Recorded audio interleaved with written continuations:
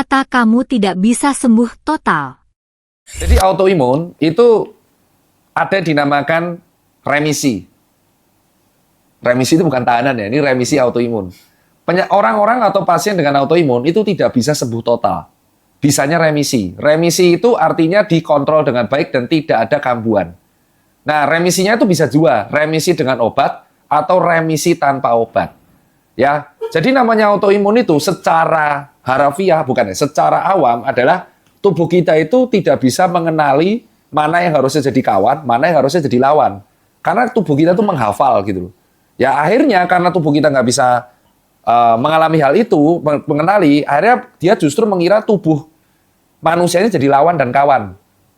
Nah otomatis karena tentaranya mengira orang manusia ini yang harusnya klien malah jadi lawan, ya jadinya diserang terus. Jadinya reaksi peradangannya terjadi terus. Nah, dan itu akan kambuhan. Nah, biasanya cara mengontrolnya itu yang pertama dengan obat imunosupresan.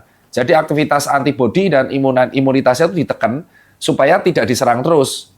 Sambil ternyata dari paper ada 4 kegiatan yang harus dilakuin oleh penderita autoimun supaya dia bisa terkontrol. Yang pertama adalah mengontrol hormon kortisol dengan cara stress management. Itu yang ngomong paper, coy.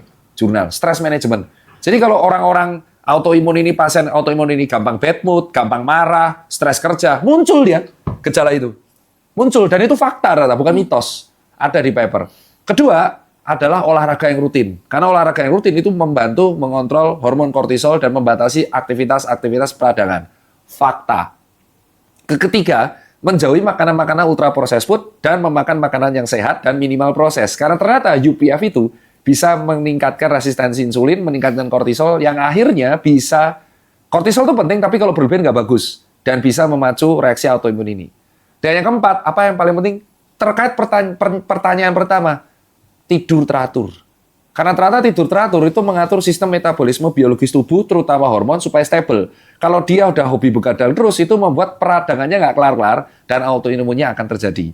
Nah, bayangin, kamu pasien autoimun, kamu shift lembur, dimarahi bos, sedentary lifestyle. Ya udah jelas nggak akan sembuh-sembuh, even itu pakai obat. Dan lucunya, tingkat pasien autoimun itu cenderung meningkat. Karena apa? Karena 2 hal ini, UPF dan begadang. Maka buat teman-teman sekalian, seleksi makanan yang masuk ke dalam tubuh kalian, terutama yang mengandung ultra processed food. Apa ultra processed food? Good. Ya. Osis. Ya, betul sekali. Pinter ya mereka berdua ini. Padahal mereka paling makan paling banyak.